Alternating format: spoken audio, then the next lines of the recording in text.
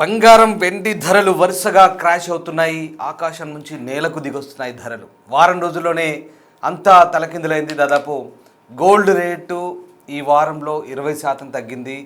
1,82,500 నుంచి 1,47,800 వరకు బంగారం పడిపోయింది. ఏకంగా 36% వెండి క్షీణించింది. 2 రోజులు 1,36,000 తగ్గింది సిల్వర్. బడ్జెట్తో ఇన్వెస్టర్లకు తీవ్ర నిరాశ కలిగింది.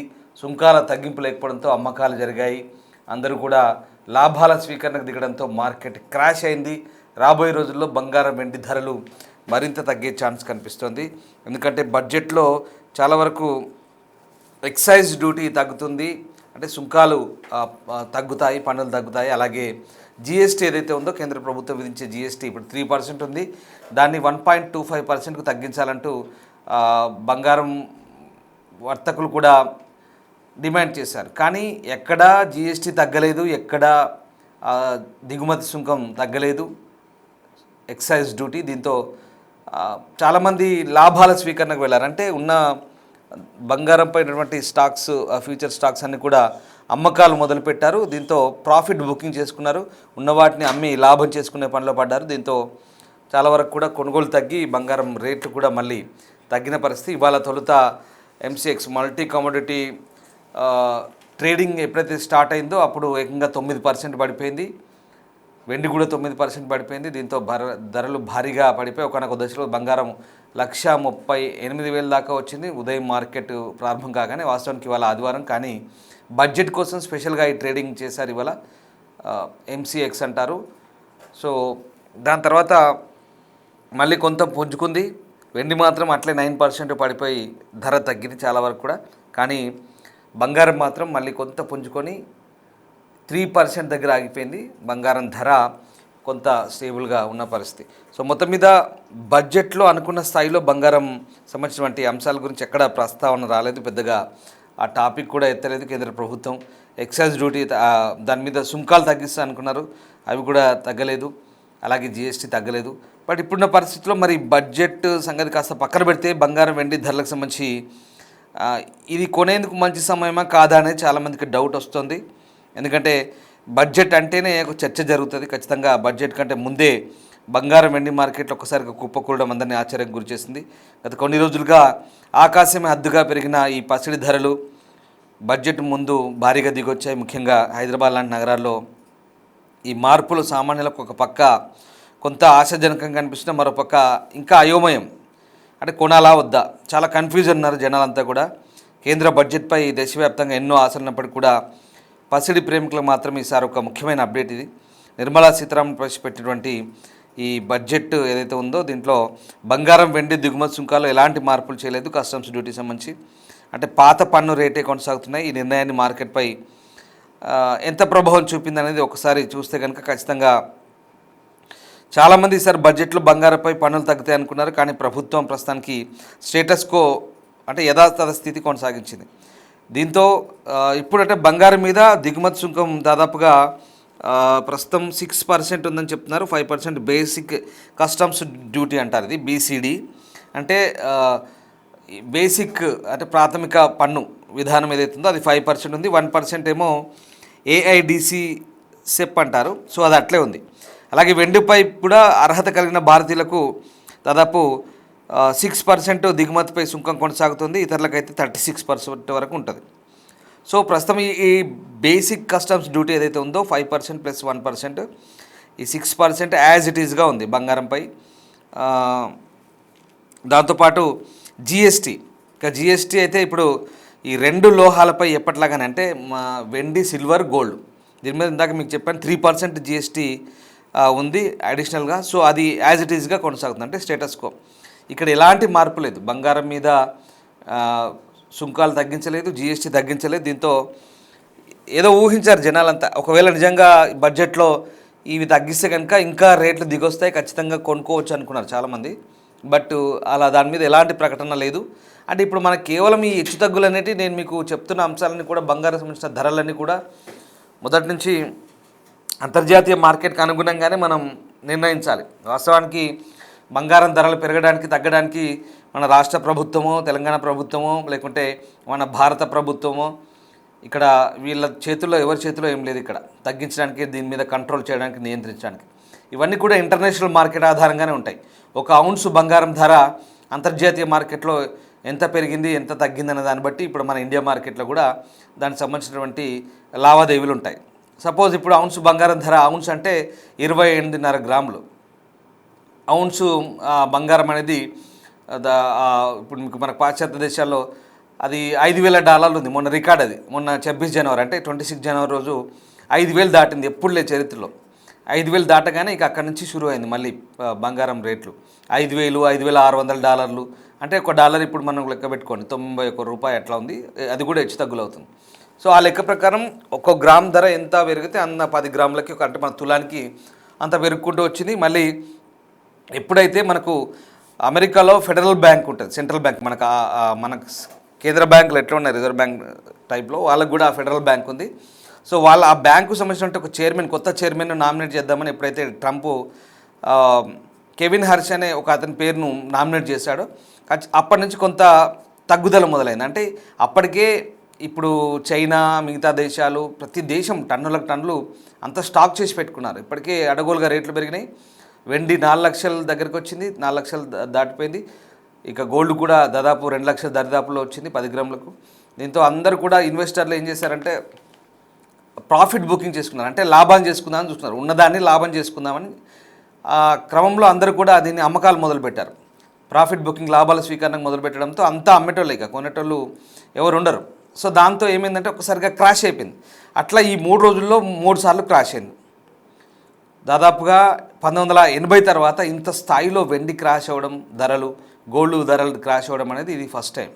అంటే ఇప్పుడున్న రేట్లకు తగ్గట్టుగా మీరు అనుకోవచ్చు, ఆల్రెడీ పెరిగింది కదా, దాంట్లో తగ్గింది, పెద్ద గొప్పే ఉంది, ఇంట్లో పెద్ద విషయం ఏముంది అనుకోవచ్చు. కానీ అట్లా లెక్క ఎట్లా ఉంటుందంటే ఇప్పుడు సపోజ్ మొన్న 1,90,000 దాకా 89,000 దాకా వచ్చింది బంగారం. ఆ పర్సెంటేజ్ ప్రకారం చూసుకుంటే ఇప్పుడు ఇది 12% బంగారం తగ్గింది లేదా 20% తగ్గిందంటే ఆ అమౌంట్కి ఇది ఎక్కువ మొత్తమే తగ్గినట్టు కదా. సో ఆ రకంగా 1980 తర్వాత చాలా పెద్ద మొత్తంలో తగ్గిందంటే ఇప్పుడే ఇది. ముఖ్యంగా మొన్న గురు, శుక్ర, శని ఈ 2-3 రోజుల్లో ఈ మొత్తం మార్కెట్ అంతా క్రాష్ అయిపోయింది. అంటే మన బడ్జెట్కి ముందు, అంటే బడ్జెట్లో కూడా చాలామంది ఎక్స్పెక్ట్ చేస్తారు ఏమో జరగబోతోంది ఈ బడ్జెట్లో అనుకున్నారు. కానీ అంత గందరగోళం ఏం జరగలేదు. ఎక్కడ జిఎస్టీ తగ్గలేదు, ఇవి మన ఎక్సైజ్ డ్యూటీ తగ్గలేదు. దీంతో మళ్ళీ ఒకసారి మళ్ళీ వీళ్ళంతా కూడా మళ్ళీ అమ్మడానికి మొదలుపెట్టారు. ఇన్వెస్టర్లు ఎవరైతే ఉన్నారో మళ్ళీ ప్రాఫిట్ కోసం అవన్నీ అమ్మడం మొదలుపెట్టారు. దాంతో మళ్ళీ డౌన్ఫాల్ అయింది మరొకసారి. మళ్ళీ ఇవాళ ఏమైంది, 9% సిల్వర్ తగ్గింది, 3% గోల్డ్ తగ్గింది. సో ఆ రకంగా యాక్చువల్లీ అలా మార్కెట్ ఉండదు, నీకు మళ్ళీ చెప్తున్నాను. ఇంటర్నేషనల్ మార్కెట్ అయితే కంప్లీట్ ఇవాళ బంద్. బట్ ఇండియాలో కూడా బడ్జెట్ కాబట్టి స్పెషల్గా ఓపెన్ చేశారు. స్టాక్ మార్కెట్ పరిస్థితి కూడా అంతే, ఇవాళ మొత్తం డమాల్. స్టాక్ మార్కెట్లో కూడా ఏదో ఇన్వెస్టర్లు ట్రేడింగ్ సంబంధించిన ట్యాక్స్ పెంచారు. దాంతో అక్కడ కూడా సంపద కోల్పోయారు వాళ్ళు. రైట్, అది పరిస్థితి. సో మార్కెట్లో గందరగోళం ఉంది. ఇప్పుడు నిర్మలా సీతారామన్ చెప్పినటువంటి ఏదైతే వ్యక్తిగత అవసరాల కోసం దిగుమతి చేసుకునే వస్తువులపై పన్నును దాదాపు 20% నుంచి 10% తగ్గిస్తామని చెప్పారు. బంగారం ధరలు కూడా తగ్గుతాయని చాలామంది భ్రమపడ్డారు. కానీ ఆ మినహాయింపు బంగారం, వెండి ఇలాంటి విలువైన లోహాలకు వర్తించదు. ఇది కేవలం విదేశాల నుంచి తెచ్చుకునే బట్టలు, చెప్పులు, ఎలక్ట్రానిక్ గ్యాడ్జెట్ల వంటి వ్యక్తిగత వస్తువులకు మాత్రమే పరిమితమని ఆమె చెప్పారు. దీంతో ఏదో ఊహించినటువంటి చాలామందికి ఇది ఒక రకంగా నిరాశ కలిగింది. అయితే ఏమైంది, ఇప్పుడు బడ్జెట్లో సుంకాలు తగ్గనప్పటికి కూడా 2 రోజులుగా బంగారం, వెండి ధరలు భారీగా పడిపోతున్నాయి. కారణం ఏంటి, ఇందాక నేను మీకు చెప్పినట్టుగా లాభాలు స్వీకరిస్తున్నారు. పన్ను తగ్గుతుందనే ఆశతో రేట్లు తగ్గుతాయని భావించిన ఇన్వెస్టర్లు భారీగా అమ్మకాలు అంటే సెల్ ఆఫ్ చేశారు. ఇక ధరల పతనం, బంగారం ధర గరిష్టంగా 1,82,500 నుంచి దాదాపుగా 1,47,500 దాకా పడిపోయింది. అంటే సుమారు 20% పడిపోయింది. వెండి కూడా అంతే, ఇది ఇంకా దారుణం. దాదాపు 4,20,000 నుంచి 2,65,000కు చేరింది. అంటే దాదాపు 36% క్షీణత. ఓవరాల్గా ఇంటర్నేషనల్ మార్కెట్ మొత్తం కూడా ఇది నేను చెప్తున్నాను రేటు, ఇది మనం నిర్ణయించేది కాదండి, వ్యూవర్స్ అడ్వైస్ చెప్తున్నాం. ఇది అంతా కూడా ఇంటర్నేషనల్ మార్కెట్ని బట్టే ఉంటుంది. ఇంతలా నిజంగా ఈ ధరలు ఎట్లా ప్రభావితం చేస్తున్నది మనం ఒకసారి అర్థం చేసుకోవచ్చు. ఇక ప్రస్తుతం అంటే ప్రభుత్వం పన్నులు పెంచకపోయినా ఒక విధంగా ఊరటనిచ్చే అంశం. ఎందుకంటే మార్కెట్లో ప్రస్తుతం కనిపిస్తున్న ఈ పతనం వల్ల బంగారం ధరలు అయితే సామాన్యులకు కొంత అందుబాటులోకి వచ్చాయి. ఎందుకంటే ఇప్పుడు పెళ్లిళ్ళ కోసం నగలు కొనాలనుకునే వారు ఈ తగ్గుదలను గమనిస్తూ అంచెలంచెలుగా మరి కొనాలా వద్దా అనేది నిజంగా ఒకసారి మనం ఆలోచిస్తే కనుక దాన్ని బట్టి దీని రేట్లు ఏంటనేది మనం ఒకసారి గుర్తు చేసుకోవచ్చు.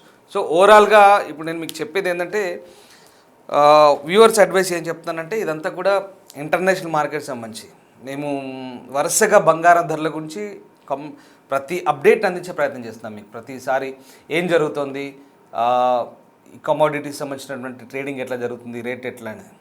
ఇక్కడ ఒక్కటే అంశం, మళ్ళీ కూడా అదే రిపీట్ చేస్తున్నాము. వ్యూవర్స్ అడ్వైస్ ఏం చెప్తున్నాం చూసే వాళ్ళకు కూడా, మీరు ఏదైనా పెట్టుబడి అనేది మీ ఓన్ రిస్క్. బంగారం మీద పెట్టుబడి పెట్టాలన్నా, కొనాలనుకున్నా, అమ్మాలనుకున్నా, నాట్ ఓన్లీ బంగారం, స్టాక్ మార్కెట్ కావచ్చు, ఇంకేదైనా ఇన్వెస్ట్మెంట్ కావచ్చు, అది మీ పర్సనల్ చాయిస్, మీ విచక్షణ బట్టి ఉంటుంది. మీరు కొనాలన్నా, అమ్మాలన్నా ఎవరైనా ఎక్స్పర్ట్స్ సలహాలు తీసుకోండి, మీకు తెలిసిన వాళ్ళ సలహాలు తీసుకోండి. దాన్ని బట్టి మీ విచక్షణ బట్టి మీరు ఆ నిర్ణయం తీసుకోండి. ఇక్కడ వార్తాపత్రికలు కానీ, టీవీ ఛానల్ కానీ రకరకాల సమాచారాన్ని, ప్రస్తుతం ఉన్న మార్కెట్ ట్రెండ్లను మీకు అందించే ప్రయత్నం మాత్రమే మేము చేస్తుంటాం. ఇక అమ్మకాలు కొనుగోలు అనేది అది మీ విచక్షణ బట్టి ఉంటుంది, అది మీ ఇష్టం అది. సో అది పరిస్థితి. ఇప్పుడు ప్రస్తుతం బంగారం వెండికి సంబంధించి అంటే కొంత ఇప్పుడైతే తగ్గి వచ్చింది, ఒక రకంగా కొంత పర్వాలేదు అనిపిస్తుంది.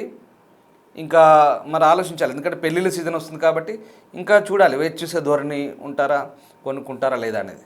ఇప్పటికైతే కాస్త తగ్గింది, అంటే నిన్న మొన్నటితో గత 3 రోజుల కిందతో పోలిస్తే, అంటే లాస్ట్ వీక్ ఈ క్రితం వారం కిందతో పోలిస్తే చాలా తగ్గిందని చెప్పాలి. ఆ రకంగా దాన్ని బట్టి డిసైడ్ చేసుకోండి. సో ప్రస్తుతానికైతే బడ్జెట్లో ఎలాంటి ఊరట లేదు బంగారానికి సంబంధించి. అయినప్పటికీ కూడా బంగారం ధర నిజంగా చెప్పాలి, అంతర్జాతీయ మార్కెట్లలో ఎట్టెట్లా పరిణామాలు మారుతుంటాయో అట్టట్లా. ఎందుకంటే బ్యాంకు చైర్మన్ నియామకం ఒకటి అమెరికాలో, అలాగే జియో పొలిటికల్ టెన్షన్స్, అంటే అమెరికా ఆ యుద్ధాలు అవి ఇవి గొడవలు ఉంటాయి కదా, వాటికి సంబంధించిన అంశాలు కూడా దీని మీద ప్రభావం చూపుతాయి. ముఖ్యంగా ఆ కొత్త చైర్మన్ ఎవరైతే ఉన్నారో అమెరికాలో బ్యాంక్ చైర్మన్, డాలర్ను డాలర్ను ఏదైతే ఉందో మన రూపాయలాగా వాళ్ళ డాలర్ ఉంటుంది కదా, దాన్ని స్ట్రెంగ్తెన్ చేద్దాం, దాన్ని బలపరిచేలా నిర్ణయాలు తీసుకుంటున్నారు. కాబట్టి అక్కడ కూడా ఇన్వెస్టర్లు బంగారం నుంచి పక్క దప్పుకొని మళ్ళీ డాలర్ మీద పెడుతున్నారు ఇన్వెస్ట్మెంట్. దాంతో అది స్ట్రాంగ్ అవుతుంది, బంగారం తగ్గుతుంది. మనకు కావాల్సింది కూడా అదే, ఎప్పటికెప్పుడు మనం బంగారం ధరలు తగ్గాలంటే అంతర్జాతీయ మార్కెట్లో పరిస్థితులు చక్కబడితేనే మన దగ్గర ఎందుకు ఇవన్నీ అంటే ఐ అప్రిషియేట్ యూ గైస్. ఎందుకంటే మీరు ఇంత ఓపిక్గా నేను ప్రతి అంశాన్ని కూడా వివరించినప్పుడు చాలామంది కనెక్ట్ అవుతున్నారు. బంగారం ధరల గురించి ఏ అంశం చెప్పినా కూడా జరుగుతుంది ఏంటంటే అంతర్జాతీయ మార్కెట్లో ఏం జరుగుతుందో మేము మీకు అది మాత్రమే చెప్పే ప్రయత్నం చేస్తున్నాం. కొనాలా వద్దనేది అది మీ ఇష్టం, అమ్మాలా వద్దనేది మీ ఇష్టం. ఇందాకే చెప్పాను, రిస్క్ ఇన్వెస్ట్మెంట్ రిస్క్లు అనేది మీ ఓన్ డిసిషన్, రైట్. ఇక ప్రస్తుతం ఉన్న పరిస్థితుల్లో అక్కడ ఏం జరుగుతుందంటే, ప్రస్తుతం ఆ డాలర్ను బలపరిచే దిశగా ఈ నిర్ణయాలు జరుగుతున్నాయి. కాబట్టి ప్రస్తుతం అక్కడ సిచ్యువేషన్ బట్టి మనకి ఇక్కడ ఒడిదుడుకులు ఉంటాయి, దాన్ని బట్టి మనం నిర్ణయం తీసుకోవాల్సిన అవసరం ఉంది. ఏదేమైనా ప్రస్తుతం అంతర్జాతీయ మార్కెట్లో ధరలకు అనుగుణంగానే ప్రస్తుతం ఇక్కడ కూడా ధరలు ఉంటాయి. కాబట్టి దాన్ని బట్టి మనం నిర్ణయం తీసుకోవాల్సిన అవసరం అయితే కనిపిస్తుంది.